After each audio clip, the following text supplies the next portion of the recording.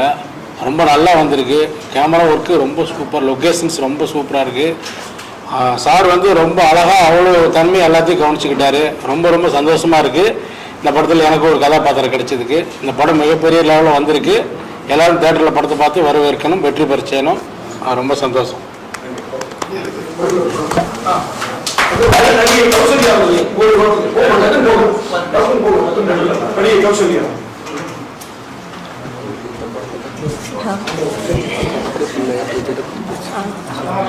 வணக்கம், என் பேர் கௌசல்யா.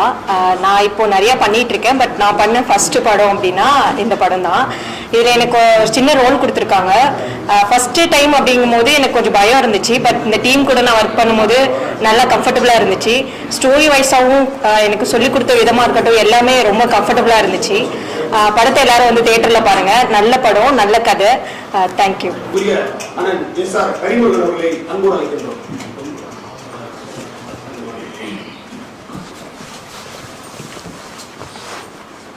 இங்கு வந்திருக்கும் அனைத்து பத்திரிகை ஊடக நண்பர்களுக்கு முதல் வணக்கம் தெரிவிக்கிறேன். என்னோடய பேர் அறிமுகன். இந்த இன்வெஸ்டிகேஷன் படத்தில் ஃபைட் மாஸ்டர் ஒர்க் பண்ணியிருக்கோம். இந்த படம் பார்த்திங்கன்னா இன்றைக்கி சமுதாயத்துக்கு தேவையான ஒரு கருத்தை சொல்கிற மாதிரி ஒரு படம். ஆக்சுவலாக பார்த்திங்கன்னா இந்த ஃபைட்டு எடுக்கிறது பார்த்திங்கன்னா நம்ம எப்போவுமே ஃபைட்டர்ஸ் வச்சு தான் எடுப்போம். ஆனால் இதில் என்ன சூழல்னா, இதில் பண்ண கேரக்டர் ஆர்டிஸ்ட் இருக்காங்களே, அந்த ஆர்டிஸ்ட்டுங்களே இப்போ மாரி செல்வராஜ் சாராக இருக்கட்டும், தம்பிங்க இருக்காங்க, அவங்கெல்லாம் வச்சு பண்ணோம். ரொம்ப நல்லா பண்ணாங்க, சிரமப்பட்டு பண்ணாங்க. அரவிந்த், அப்புறம் பேர் தான் கொஞ்சம் மறந்துடுச்சு, ஹென்றி இது மாதிரி எல்லாமே நல்லா வந்திருக்கு. இந்த படத்தை தியேட்டரில் பார்த்து மக்கள் பேராதரவு கொடுக்கணும். இந்த மாதிரி சின்ன படங்கள் வந்து வர தான் அடுத்த கட்டத்துக்கு சினிமா நகரும் அப்படின்றது என்னோட முழு நம்பிக்கை. நீங்கள் எல்லாம் தியேட்டரில் பார்த்து முழு ஆதரவு தரணும். அதோட என் கூட ஒர்க் பண்ண கேமராமேன் சாருக்கு நன்றி, எடிட்டர் கணேஷ் சாருக்கு நன்றி, இயக்குனர் சார் வாய்ப்பு கொடுத்த இயக்குனர் சாருக்கு நன்றி. வணக்கம். இந்த டீமில் ஒர்க் பண்ணதுக்கு ஐம் ஸோ ஹாப்பி. இந்த படத்தை பற்றி சொல்கிறோன்னா, மக்களுக்கு ரொம்ப அவசியமான தேவையான ஒரு படம். இதில் நான் ஒர்க் பண்ணதுக்கு ரொம்ப சந்தோஷப்படுறேன். இதில் சான்ஸ் கொடுத்த எல்லாருக்குமே ரொம்ப தேங்க்ஸ்.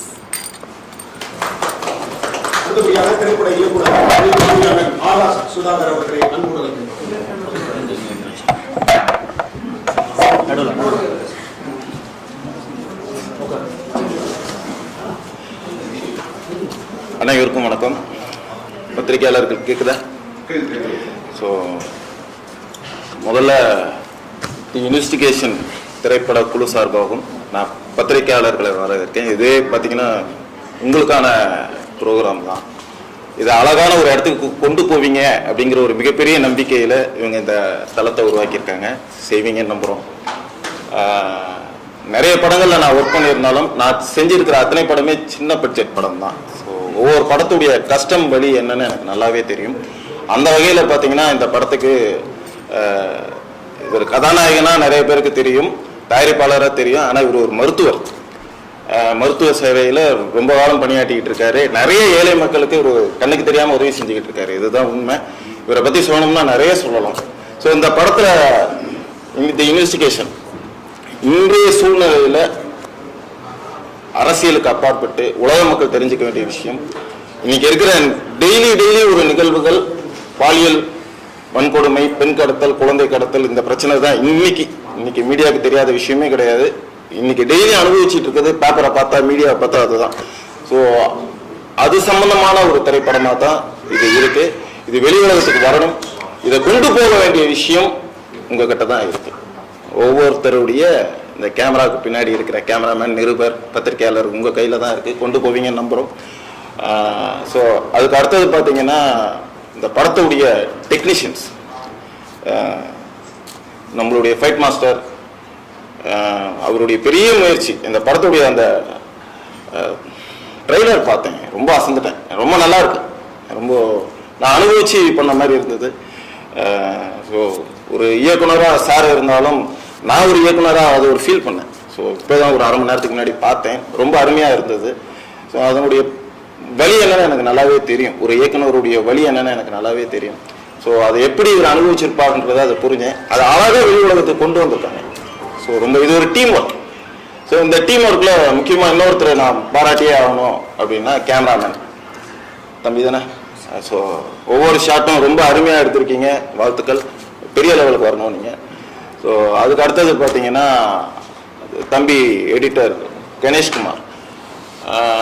தம்பியை பற்றி சொல்லணும்னா நிறைய படம், கிட்டத்தட்ட பார்த்தீங்கன்னா 100கணக்கான படங்களுக்கு மேல் இவர் பணி செஞ்சுருக்காரு.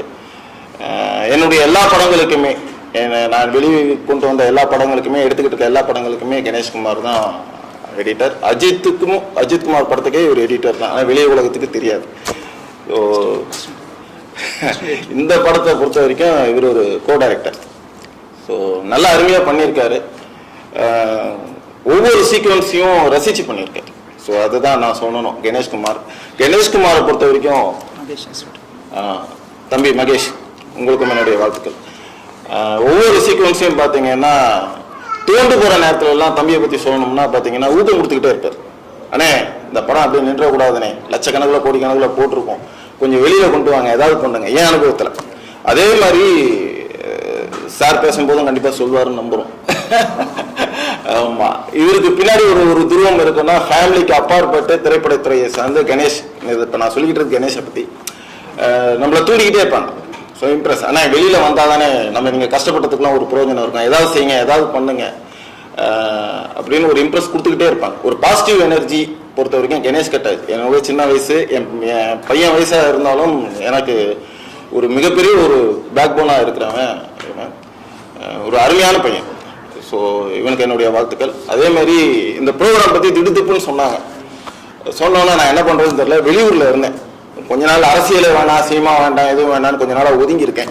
ஸோ ரொம்ப நாள் கழிச்சு தம்பிக்காகவும் யார் இதில் இருக்காங்க அப்படின்னோன்னா டாக்டரை பற்றி சொன்னாங்க, மாஸ்டர் பற்றி சொன்னாங்க, எல்லாரையும் பற்றி சொன்னோன்னா சரி ஓகே. அதே மாதிரி மகாவை இன்ட்ரடியூஸ் பண்ணாங்க. மகா ஆல்ரெடி என் படத்தில் ஏற்கனவே நான் எடுத்துக்கிட்டு இருக்க படத்தில் நடித்த பொண்ணு தான், மகாவும் நடிச்சுக்கிட்டு இருக்காங்க அப்படின்னோன்னா எல்லாம் பழக்கப்பட்டவங்க. ஸோ ஹென்றி பத்திரிகையாளர், நான் பத்திரிகையாளராக தான் பார்த்தேன். பார்த்தீங்கன்னா ஹென்றி நடிச்சிருக்கான், எனக்கு ரொம்ப பிடிச்சிருக்குது. எந்த ஒரு அரசியல் ஒரு களத்துக்கு நான் போனாலும் பார்த்தீங்கன்னா உங்களை கேமராமேனோட ஒரு நிருபர் நின்னாலே என்னையே அறியாமல் ஒரு சந்தோஷம் வரும். என் இனமடா, என்னுடைய அண்ணன் மாதிரி, என்னுடைய தம்பி மாதிரி, என்னுடைய சொந்தம் அந்த கேமரா. ஏன்னா நான் என்ன பெயின்ல இருக்கோ அதே மாதிரி அதே குடும்பத்துடைய பெயின் நீங்க எல்லாரும் இருப்பீங்க, எனக்கு தெரியும். இந்த வழிய வெளியில உலகத்துக்கு ஒரு பாசிட்டிவா கொண்டு போறது ஒவ்வொரு நிருபரும் தான். ஸோ உங்களை அந்த இடத்துல பார்க்கும்போது என்னையே அறியாம ஒரு சந்தோஷம். ஸோ இந்த இடத்துல நான் திரும்ப நான் தேங்க்ஸ் சொல்லணும். இந்த கொரோனா பீரியட்ல இருந்து இன்னைக்கு வரைக்கும் நிறைய பேரை நான் நேரடியா டெய்லியும் பார்த்த ஒரு ஆள் யாருன்னு கேட்டிங்கன்னா எல்லா இடத்துலையும் உங்களை தான். கிட்டத்தட்ட பார்த்தீங்கன்னா டிராஃபிக் ராமசாமின்னு ஒருத்தர் இருந்தார், இப்போ இறந்துட்டாரு. அவருடைய வளர்ப்பு மகன் அப்படின்னு சொல்லுவாங்க. அவர் கொல்லி வச்சதே நான் தான். ஸோ அவர் கூட இருக்கும்போது நான் எங்கே பார்த்தாலும் போகக்கூடாத இடத்துக்கெல்லாம் நான் போகும்போதெல்லாம் நான் ஒருத்தரை தான் பார்ப்பேன். ஒரு டீமை பார்த்துக்கிட்டே இருப்பேன். அது XYZ யாராக வேணா இருக்கட்டும். போலீஸ்காரங்களுக்கு அடுத்தது நிருபர்கள் தான். அந்த இடத்துல எதை பற்றியுமே கவலைப்படாமல் போராடின ஒரு ஆள் நீங்கள் தான். ஸோ அதனால திரும்ப நான் சொல்கிறேன், இந்த படத்தை பற்றி வெளி உலகத்துக்கு அவசியம் கொண்டு வாங்க. இந்த படம் இன்னைக்கு ப்ரோக்ராம் அப்படின்னு சொன்னோன்னே காலையில் தான் என்னுடைய அண்ணன் சினிமா தயாரிப்பாளர் கிட்டத்தட்ட பார்த்தீங்கன்னா ஒரு 400 படங்களுக்கு மேல் வெளி உலகத்துக்கு கொண்டு வந்தவர் அண்ணன் அசோக் லோடா அவர்கள். ஸோ உருவத்தில் பார்த்தீங்கன்னா பிரபுவோட அண்ணன் ராம்குமார் மாதிரி இருப்பார். என்னுடைய இனம் பிரியாத தோழர், என் கூட பிறக்காத அண்ணன், எப்படி வேணா சொல்லலாம். இப்போ தம்பிக்கு என்ன சொன்னோம் அதே மாதிரி தான் அண்ணனுக்கும் சொல்லுவேன். என்னன்னு கேட்டிங்கன்னா தோண்டு போகிற நேரத்துல எல்லாம் ஊக்கம் கொடுக்குறவர் அசோக் லோடா. எனக்கு மட்டும் இல்லை, இன்னைக்கு சினிமா துறையில் வெளி உலகத்துக்கு வெளித்திரைக்கு வராத ஒரு மனுஷன் அசோக் லோடா. இந்த படம் வெளியிலே வராது அப்படின்னு சொல்ற ஒவ்வொரு சமயத்திலையும் கிட்டத்தட்ட 400 படங்களுக்கு மேல் வெளிக்கொண்டு வந்தவர். உண்மை அது. இன்னைக்கு அசோக் லோடா இல்லைன்னா பாதி சினிமா துறை இல்லை. உண்மை அதுதான். நல்லவருக்கு நல்லவர். அதுக்கப்புறம் அவரை பற்றி நான் ஒரு விஷயம் சொல்லணும்னா, இந்த கஜா புயல் வர்தா புயல் சமயத்துலலாம் பார்த்தீங்கன்னா கொரோனா பீரியட்லையும் தேடி தேடி போய் அந்த மக்களுக்கு உதவி செய்ய, இன்னைக்கு பார்த்தீங்கன்னா சின்னதாக ஒரு சின்ன விஷயம் செஞ்சுட்டு அது பெருசாக யூடியூப்லேயும் சினிமாவிலையும் பேப்பர்லையும் விளம்பரம் கொடுப்பாங்க. ஆனால் இந்த கையில் கொடுக்குறது இந்த கைக்கு தெரியாது. அந்த மாதிரி கஜா புயல் சமயத்துலையும் சரி, கொரோனா பீரியட்லையும் சரி, நம்ம ஏதாவது செய்யணும்னே அப்படின்னு ஒரு சின்ன வார்த்தை, அது நானா இருக்கட்டும், தம்பியா இருக்கட்டும், நீங்க உங்கள ஒருத்தரா இருக்கட்டும், யாரோ ஒருத்தர் அப்படி அவர்கிட்ட காதுல கொண்டு போனீங்கனாலே பார்க்கலாம்ப்பா அப்படிதான் சொல்லுவாரு. அடுத்த 2வது நாள், அடுத்த 2வது வாரம், முதல் வாரம் உங்களுக்கு மெசேஜ் வரும், இங்க ப்ரோக்ராம் இருக்கு நீ வா. எதிர்பார்க்காத விஷயம். கொரோனா டைம்லாம் கிட்டத்தட்ட பாத்தீங்கன்னா ஒரு சென்னை, செங்கல்பட்டு, தாம்பரம், காஞ்சிபுரம், திண்டிவனம், செய்யார் முதற்கொண்டு இருக்கிற அத்தனை அரசு மருத்துவமனைக்கும் தேடி தேடி போய் லாரியா இந்த பெண்களுக்கு நைட்டி எல்லாம், நைட்டி, சாரி. ஆனா இன்னைக்கு பாத்தீங்கன்னா ஜென்ஸாவது நம்ம மாத்தி மாத்தி ஏதாவது ஒரு ட்ரெஸ் மாத்தி போட்டுப்போம். ஆனா லேடிஸுங்களுக்கு ரொம்ப கஷ்டம். எல்லா கடையும் க்ளோஸ். போட்ட துணியை எத்தனை வாட்டி போடுறது? அந்த மாதிரி இவர் தேடி தேடி போய் அந்த முக்கியமா ஃபோக்கஸ் அந்த அரசு மருத்துவமனை பணி செஞ்சுக்கிட்டு இருக்க ஒர்க்கர்ஸ், டாக்டர் முதற்கொண்டு, பேஷண்ட் முதற்கொண்டு தேடி தேடி கொரோனா பத்தியெல்லாம் கவலைப்படல. அவரா போய் வாலண்டரியா போய் யாரோ ஏதோ கொடுத்தாங்கன்னா கிட்டத்தட்ட 10-15 மேல உள்ள துணிமணிகள், அது எத்தனை லட்சம் இருக்கும், காசு வேற. அந்த சமயம் எப்படி போய் குடோனை திறந்து எடுத்துட்டு வந்தாருன்னே தெரியல. இல்ல நம்ம அதை சொல்லிடலாம், அவரை பத்தி தெரிஞ்சாதாங்க நீங்க அடுத்த விஷயத்துக்கு போக முடியும். ஓகேங்களா? சீமான் பேசும்போது உட்காந்து கேக்குறீங்கல்ல, ஒருத்தரை பத்தி தெரிஞ்சாதான் தெரியும். அவ்வளவு பெரிய பிஸி ஷெட்யூல்ல ஒருத்தர் இருக்காரு. அப்படி இருக்கும்போது இந்த படத்துக்கு கூப்பிடுறோம், எதையுமே யோசிக்கல, நான் வரேன். ஸோ அந்த இடத்துல நான் அண்ணாவுக்கு ரொம்ப நன்றியை சொல்ல வரேன். ஸோ இது எல்லாம் எதுக்காக உங்களுக்கு அவரை பத்தி நான் சொல்றோம், இவரை பத்தி நம்ம சொல்றோம்னா, இவங்கெல்லாம் வெளி உலகத்துக்கு அதிகம் தெரியாத ஒரு மனிதர்கள். ஓகேங்களா? இல்ல பல சினிமாக்களை நீங்க பார்த்துதான் சொல்றீங்க, படம் நிறைய ஒரு 6 பேக் வச்சிருக்கணும். இல்ல நான் கேளுங்க மணிகண்டன், ஒரு நிமிஷம் கேளுங்க. இல்ல படம் நிறைய ஒரு 6 பேக் வச்சிருக்கணும், யங்கா இருக்கணும், ஒரு தோற்றமா இருக்கணும் எதிர்பார்ப்பாங்க. அதுக்கும் இந்த படத்துக்கு என்ன வித்தியாசம் இருக்கு? அப்படியெல்லாம் ஒண்ணுமே கிடையாது. அதெல்லாம் களங்களை தாண்டி இதுதான் அழகு. அழகுன்னா நீங்க எதுன்னு நினைச்சுக்கிட்டு இருக்கீங்க? 6 பேக் வச்சிருக்கிறது தான் அழகா? தனுஷ் 6 பேக்கா வச்சுக்கிட்டு சினிமாவுக்கு துறைக்கு வந்தாரு? சொல்லுங்க. அழகுன்னா நீங்க எதை பார்த்து அழகுன்றீங்க? சொல்லுங்க. இதே தாடி வச்சுக்கிட்டு தான் எல்லா படத்துலையும் நடிச்சிருக்கேன். அப்படியெல்லாம் கிடையவே கிடையாது. அழகுக்கு அப்பாற்பட்டதே ஒரு படத்தை வெளி உலகத்துக்கு கொண்டு வர்றது யாருன்னா, ஒரு அழகான இயக்குனர் கிட்ட இருக்கு, ஒரு அழகான வசனகர்த்தா கிட்ட இருக்கு, தயாரிப்பாளர் கிட்ட இருக்கு, அந்த படத்தோடைய பிஆர்ஓ கிட்ட இருக்கு. நீங்க எல்லாம் ஒருங்கிணைச்சு பண்ணாதான் அது ஒரு திரைப்படம். இல்லைன்னா அது படம் கிடையாது. எப்படி வரும்? 6 பேக் வச்சாதானா? இந்த படத்துடைய ட்ரெய்லர் பாருங்க, இவருடைய ஹார்ட் ஒர்க் தெரியும். ஓகேவா? ஓகே, ரொம்ப நன்றி. மீண்டும் ஒரு நல்ல சந்தர்ப்பத்தில் உங்க எல்லாரையும் பார்க்குறேன். பத்திரிகையாளர்கள் எல்லாருக்கும் மனமார்ந்த நன்றி. இது ஒரு நல்ல இடத்துக்கு கொண்டு போங்க. இது ஒரு சிறு படம் தான், இது ஒரு பெரிய ஒரு காவியமாக கொண்டு வரது உங்க கையில தான் இருக்கு. திரைப்படத்தில் பணிபுரிந்த அத்தனை பேருக்கும் மனமார்ந்த நன்றி. முக்கியமா சாருடைய குடும்பத்தார் வந்திருக்கீங்கன்னு நினைக்கிறேன். எல்லாருக்கும் மனமார்ந்த நன்றி, வாழ்த்துக்கள். சார் இன்னும் மென்மேலும் வளரணும், நிறைய வாய்ப்பு கொடுங்க சார் எல்லாருக்கும். நன்றி, வணக்கம். ஒளிப்பதிவாளர் சிற்பி அவர்களே படத்தை பற்றி எல்லாத்துக்கும் வணக்கம். அந்த படத்தில் சான்ஸ் எனக்கு வந்து கணேஷ் தான் கொடுத்தாரு. கணேஷ் வந்து எனக்கு நல்ல ஃப்ரெண்டு. நல்லபடியாக அந்த படத்தில் ஒர்க் பண்ணியிருக்கேன்னு நினைக்கிறேன். படம் வந்து பார்த்துட்டு சொல்லுங்கள். நன்றி.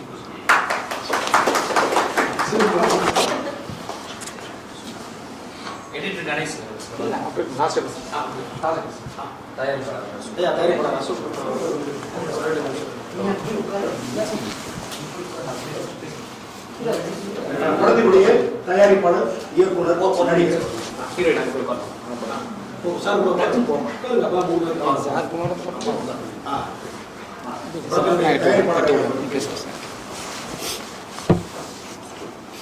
வணக்கம்.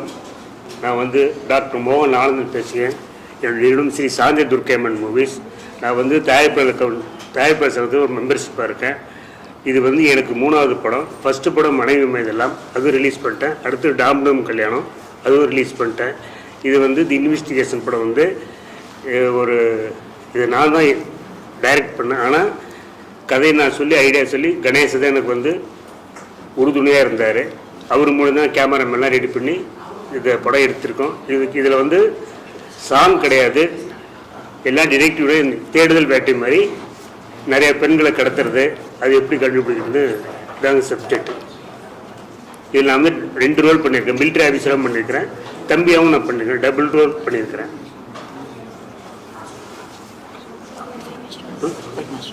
அவர் ஃபைட் மாஸ்டர் வந்து முருகன் சார் வந்து நல்ல நேச்சராகவே நல்லா தொங்க விட்டார். 2 நாள் ஃபைட் நல்லா இருந்துச்சு. அது உங்களுக்கு பார்த்தாவே தெரியும் படத்தில். கேமராமேன் சிற்பி சார் வந்து சிற்பி சங்கமே நல்லா ஆங்கிளாக எடுத்து செதுக்கி வச்சுருக்காரு. அதுவும் உங்களுக்கு மூவியில் பார்த்தா தெரியும், ட்ரெய்லர்லேயும் தெரியும், மூவிலையும் தெரியும்.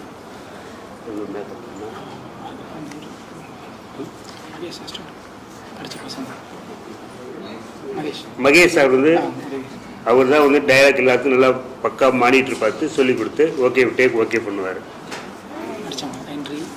ஹென்றி, அரவிந்த், அருள், மாரிஸ் 4 பேர் வந்து இந்த படத்துக்கு பயங்கரமான தீவிரவாதியாக நடிச்சிருக்கிறாங்க.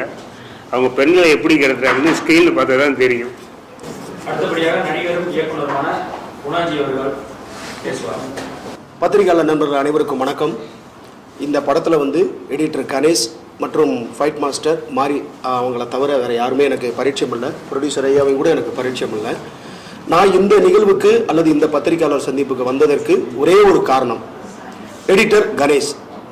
எடிட்டர் கணேஷ் வந்து நான் இயக்கிய ஜனநாயக தற்கொலை, திருப்பி அடி, செவிலியர் கடவுள் இந்த 3 குறும்படங்கள் நான் பண்ணேன். அந்த 3 குறும்படங்களுக்குமே எடிட்டர் வந்து கணேஷ் ரொம்ப அற்புதமான ஒரு மனிதர், ரொம்ப தொழில் நேர்த்தியான ஒருத்தர்.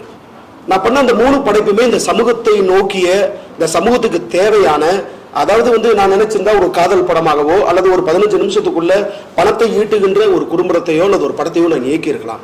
ஆனால் நான் அப்படி பண்ணலை. எந்த ஒரு படைப்பும் ஒரு தாக்கத்தை ஏற்படுத்தணும். அதைத்தான் அப்பா பானுமேந்திரா அவர்கள் சொல்லுகிறார்கள், தாக்கத்தை ஏற்படுத்தாத எந்த ஒரு படைப்புமே அல்ல. நான் ஏன் இதை சொல்றேன் அப்படின்னா, இப்ப ஒரு பத்திரிகையாளர் தம்பி கூட ஒரு கேள்வி கேட்டாரு தோழர்கிட்ட, 6 பேக்லாம் கதை தான் இங்க 6 பேக், கண்டென்ட் தான் 6 பேக், 8 பேக், 10 பேக். ஒரு கதை பாரதி ராஜா அப்பா நினைத்திருந்தால் முதல் மரியாதை என்கின்ற ஒரு படத்திலே ஒரு ஆகப்பெரும் கலைஞன் செல்வாலையை சிவாஜி கணேசன் அவர்களை வைத்து ஒரு அற்புதமான ஒரு படத்தை தந்தார். அப்பொழுது சிவாஜி கணேசன் அவர்கள் எத்தனை வயது இருக்கும் என்று நீங்கள் பார்த்துக் கொள்ளுங்கள். கிட்டத்தட்ட மருத்துவர் ஐயாவை போன்றுதான் உடலமைப்பில் அவர் இருந்திருப்பாரு. ஆனால் அந்த கதை களம் அந்த படத்தை வேறு ஒரு இடத்திற்கு தூக்கிட்டு போச்சு. எனக்கு திடீர்னு தான் கணேஷ் சார் சொன்னார், இந்த மாதிரி ஒரு பத்திரிகையாளர் சந்திப்பு இருக்கு, நான் கோடைட்டரா ஒர்க் பண்ணியிருக்கேன் அப்படின்னு. நான் விஷயமே தெரியாம எப்படி பேச முடியும் அப்படின்னு கேட்டேன். பொதுவா வந்து இன்னைக்கு இந்த பயில்வான் ரங்கநாதன் மாதிரி ஆளுகள்லாம் நேற்று சென்ட்ரல் ஒரு படத்தையே பார்க்காம சும்மா 2 நிமிஷத்துக்கு நான் மேடையில ஒரு இசை வெளியிட்டு விழாவில் நான் ஒரு நடிகனா பேசின கருத்தை வச்சுக்கிட்டு 2 நிமிஷத்துல பேசி படம் முக்க தேட்டருக்குள்ள போகாதீங்க, இது ஜாதி படம்னு சொல்றாரு. இது எப்படி நியாயம்? ஒரு படத்தை நீ பாரு, ஒரு 7 நிமிஷம் 8 நிமிஷம் நீங்க ஒரு ரிவ்யூ கொடுக்குறீங்க அப்படின்னு சொன்னா ஒரு படத்துல நிறை குறைகளை படம் முழுசா பார்த்துட்டு நீங்க நல்லா இருந்தா நல்லா இருக்குன்னு சொல்லுங்க, நல்லா இல்லைன்னு சொல்லுங்க. அது உங்களுடைய தார்மீக கடமை, பத்திரிகையாளருடைய அறம், குறைந்தபட்ச அறம் அதுதான். அப்ப நான் எடிட்டர்கிட்ட கேட்டேன், இந்த மாதிரி வந்து நீங்க இது டைட்டில் கேட்டேன், இன்வெஸ்டிகேஷனாரு, இதை பத்தி நான் எப்படி பேசுறது, நான் பொய்யா எதையும் பேச எனக்கு வந்து விருப்பம் இல்லை, அது வந்து நான் கலைக்கு செய்யற ஒரு துரோகமா நினைக்கிறேன். அப்ப டிசைன் கேட்டேன், 2 டிசைன் அனுப்பி விட்டாரு. பார்த்தேன், நிறைய நட்சத்திரங்கள்லாம் இருந்தாங்க, அவங்க நடிகர்லாம். ட்ரெய்லர் பார்த்தேன். ட்ரெய்லர் பார்க்கும் பொழுது அதாவது ஒரு பான சோத்துக்கு ஒரு சோறு பதம்னு சொல்லுவாங்க இல்லையா, அந்த மாதிரி இந்த இன்வெஸ்டிகேஷன் அதனுடைய தமிழாக்கம் விசாரணை. இந்த தலைப்பு ஏற்கனவே வெற்றிமாறன் அவர்கள் விசாரணைன்னு வச்சுட்டாரு. அப்ப இந்த இன்வெஸ்டிகேஷன் அப்படின்னா ஆங்கிலத்தில் இருக்கு, அது எல்லாரும் புரிஞ்சுக்கிடுவாங்க. இன்வெஸ்டிகேஷன் நம்மளே வட்டார வழக்கில் பேசும்போது அங்க இன்வெஸ்டிகேஷன் நடந்துகிட்டு இருக்கு அப்படின்னு தான் சொல்லுவோம். அப்ப இந்த ட்ரெய்லரை பார்க்கும் பொழுது இந்த கதையினுடைய மைய பொருள் அல்லது அந்த நாட் அப்படின்னு சொல்ற முடிச்சு என்னன்னு பாத்தீங்கன்னா, பள்ளிக்கூடங்களில் படிக்கின்ற மாணவிகளை அல்லது ஒரு 20-25 வயது நிரம்பிய மாணவிகளை, பெண்களை ஒரு மாஃபியா கும்பல் கடத்துகிறார்கள், அவர்களை பாலியல் அபியூஸ் செய்கிறார்கள். அவர்களை கடத்தி ஏதோ ஒரு பெரிய ஒரு மாஃபியா கும்பல் இருக்கிறதா தான் நான் உணர்றேன். ஏன்னா ட்ரெய்லர் நான் முழுசும் பார்த்துட்டேன். இப்ப தயாரிப்பாளர் நடிச்சிருந்தா அவருக்கு இருக்கக்கூடிய படத்தை வச்சு வேற ஒரு படமோ ஒரு பெரிய நடிகர்கிட்டோ அல்லது வர்த்தகமா இருக்கக்கூடிய ஒரு நடிகர்கிட்ட அவர் போயிருந்திருக்கலாம். ஆனா அவர் வந்து ஒரு கதை சொல்லி இருக்கிறாரு. அந்த கதையை வந்து இப்படி எல்லாம் பண்ணா நல்லா இருக்கும்னு சொல்லி ஒரு எடிட்டரை பிடிச்சிருக்கிறாரு. உதவியக்குள்ள வச்சு டிஸ்கஷன் பண்ணி இவர் நினைத்திருந்தால் வேறு ஒரு படத்தை அவர் எடுத்திருக்கலாம். ஆனால் சமூக பொறுப்பு, அவர் வந்து ஒரு மருத்துவரும் கூட, இப்ப நண்பர் சொல்லிதான் எனக்கு தெரியும், கணேசன் சொல்லல. அப்ப ஐயாவுக்கு இருக்கக்கூடிய அந்த தோராயமான வயதிலும் கூட இந்த சமூகத்தின் மீது அவர் வைத்திருக்கிற அக்கறையை நான் பார்க்கிறேன். இந்த பெண்கள் மீதான அக்கறையை பார்க்கிறேன், இந்த நாட்டினுடைய அக்கறையை பார்க்கிறேன். ஒரு அரசியல்வாதிக்கும் ஒரு பத்திரிகையாளருக்கும் ஒரு படைப்பாளிக்கும் இந்த சமூகத்தின் மீதும் இந்த மண்ணின் மீதும் இந்த மக்களின் மீதும் அக்கறை இருக்க வேண்டும். அக்கறை இல்லாதவன் அவன் மனிதனே கிடையாது. அதுக்காக 100% அக்கறை இருக்கணும்னு அவசியம் இல்லை. ஒரு துளி இருக்கணும். அந்த ஒரு துளி அக்கறையை இந்த பெண்கள் மீதும் இந்த மக்கள் மீதும் இந்த மானுட சமூகத்தின் மீதும் வைத்திருக்கிற தயாரிப்பாளர் அவர்களுக்கு உண்மையிலேயே நான் சார்ந்திருக்கிற இயக்கத்தின் சார்பாக நான் வாழ்த்துக்களை தெரிவித்துக் கொள்கின்றேன். பத்திரிகையாளர் நண்பர்களே, இந்த படத்தை எடுத்துட்டு போங்க. இன்னைக்கு 300 கோடி ரூபாய் 400 கோடி ரூபாய்க்கு படம் எடுத்தா கூட பெரிய பெரிய நட்சத்திரங்கள் பெரிய பெரிய உச்சபட்ச நடிகர்கள் இருந்தாலும் கூட கதை இல்லைன்னா படம் ஓடாது. இதனுடைய மூல மந்திரம் கதை. இந்த கதையில ரொம்ப அற்புதமா இன்வெஸ்டிகேஷன் அப்படின்ற தலைப்பு மூலமா சீக்கிரமா வெளியிட போறாங்க. இதுல வந்து ஃபைட் மாஸ்டர் ஹரிமுருகனா இருக்கட்டும், எடிட்டர் வந்து கணேஷ்குமாரா இருக்கட்டும், படத்தினுடைய ஒளிப்பதிவாளர் நான் சிற்பின்னு நான் மியூசிக் டேரக்டர் நினைச்சிட்டேன். ஏன்னா சிற்பி அப்படின்னு சொல்லி தமிழ் சினிமாவில் ஒரு இசையமைப்பாளர் இருக்கிறாரு. அன்பு சகோதரர் அவர்களுக்கும் வாழ்த்துக்கள். படத்தை வந்து நீங்க எடுத்துட்டு போங்க. நிறைய விஷயங்களை நான் பேசணும். என்னன்னா இவர் இருக்கிறதுனால அவர் ஒரு சில பேருக்கு சொல்ல தெரியாம இருக்கலாம், அல்லது அவருக்குள்ள இருக்கிற அந்த காட்சியை வெளிப்படுத்த தெரியாம இருக்கலாம். ஆனா இவரோட உணர்வுகளை, எடிட்டரோட உணர்வுகளை நான் அந்த ட்ரெய்லர் மூலமா புரிஞ்சுக்கிட்டேன். சமீபத்தில் அண்ணா யூனிவர்சிட்டி ஒரு மாணவிய கதற ஒரு பாலியல் வன்கொடுமை நடந்துச்சு. இன்வெஸ்டிகேஷன். இதுக்கு பின்னாடி யாரு இருக்கா? பெரிய பெரிய தொழிலதிபர்கள், பெரிய பெரிய அரசியல் தலைவர்கள் இருக்கிறாங்க. ஆனா நீதி கிடைக்கல. அங்க ஒரு இன்வெஸ்டிகேஷன். இந்த தலைப்புக்கும் நான் சொல்லுகின்ற விஷயங்களுக்குள்ள இன்வெஸ்டிகேஷன் பாருங்க. வேங்கை வயல் குடிக்கிற தண்ணியில மலத்தை கலந்தாங்க. கிட்டத்தட்ட 2 வருஷம் 2.5 வருஷம் ஆயிப்போச்சு. அங்க இன்வெஸ்டிகேஷன் நடந்துகிட்டு இருக்கு. அந்த பாதிக்கப்பட்ட மக்களுக்கு நீதி கிடைக்கல. அதே மாதிரி இப்போ கஸ்டோடிக்கல் டெத்னு சொல்றாங்களே, லாக்அப் மரணம்.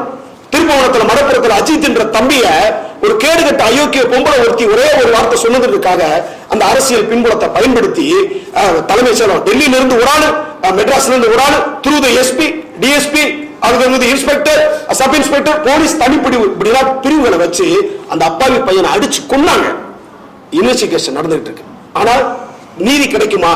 அது நம்மளுக்கு கேள்விக்குறியா இருக்கு. இன்னைக்கு அந்த பேராசிரியை பொம்பளை ஏதோ நக்கிதாவா அந்த பொம்பளை மறுபடியும் அலுவலகத்தில் போய் காலேஜில் வேலை பார்த்துக்கிட்டு இருக்காங்க. சட்டங்களும் தண்டனைகளும் கடுமையாக்கப்படாமல் இங்கு எந்த விதமான குற்றங்களுக்கும் தீர்வே கிடையாது.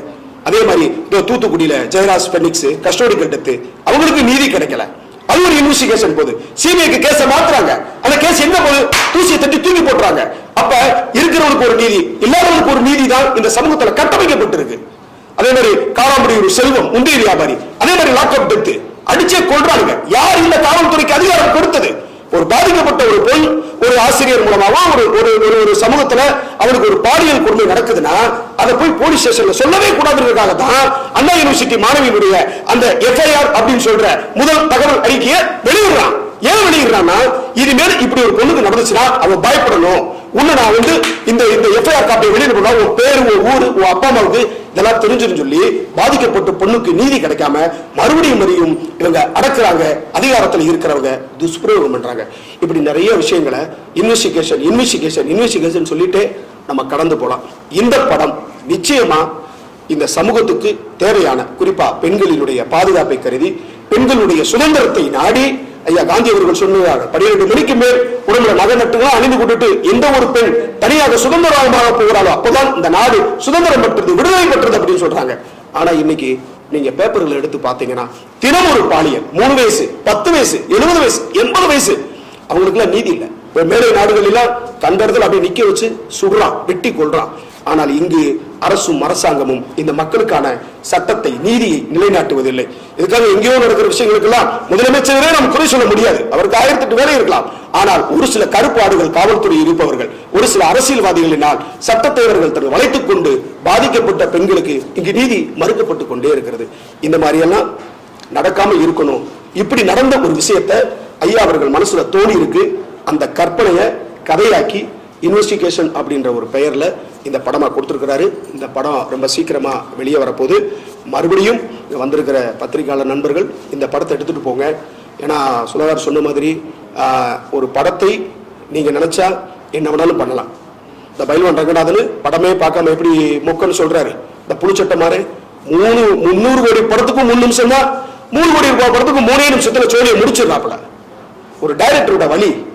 இவர் நினைச்சிருந்தா மருத்துவத்தில் சம்பாரிச்ச காசு வச்சு ஒரு 4 இடத்த வாங்கி போட்டிருக்கலாம், ஏதாவது ஒன்று பண்ணிருக்கலாம்.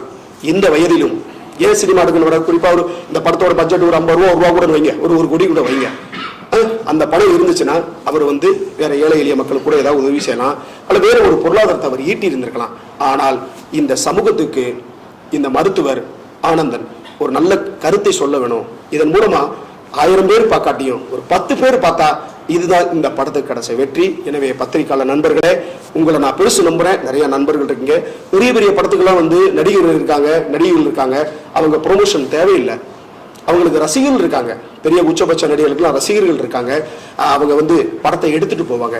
இந்த மாதிரி சின்ன சின்ன தயாரிப்பாளர்களுக்கு நீங்க தான் முழு சப்போர்ட் கொடுக்கணும். இந்த இன்வெஸ்டிகேஷன் படத்தை பத்திரிகையாளர் நம்பர் நீங்க ஒரு இன்வெஸ்டிகேஷன் பண்ணி இதை உலகத்தில் இருக்கக்கூடிய அத்துணை தமிழ் சமூக மக்களுக்கும் குறிப்பாக இளம் பெண்களுக்கு இந்த படம் போய் சேர்ற வரைக்கும் நீங்க உங்களுடைய முயற்சியை கொடுங்க.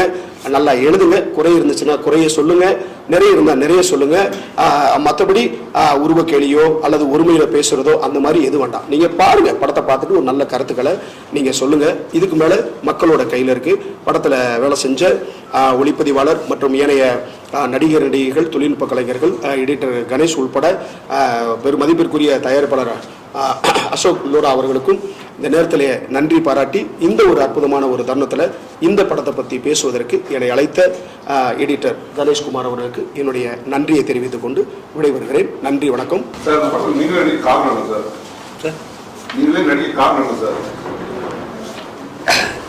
இது வந்து எனக்கு நான் பள்ளிக்கூடத்தில் நடிக்கும்போது ட்ராமாவில் நடிச்சிட்டு இருப்பேன் சார். இது என்னுடைய ஆம்பிஷன் இது நடிக்கணும் தான் சார் ஆம்பிஷன். ஏன்னா புதுமுக வந்து தேட்டர் கஷ்டமா இருக்கு. சரி, மக்களும் வரமாட்டாங்க. சரி, அதை பத்தி என்ன நினைக்கிறீங்க?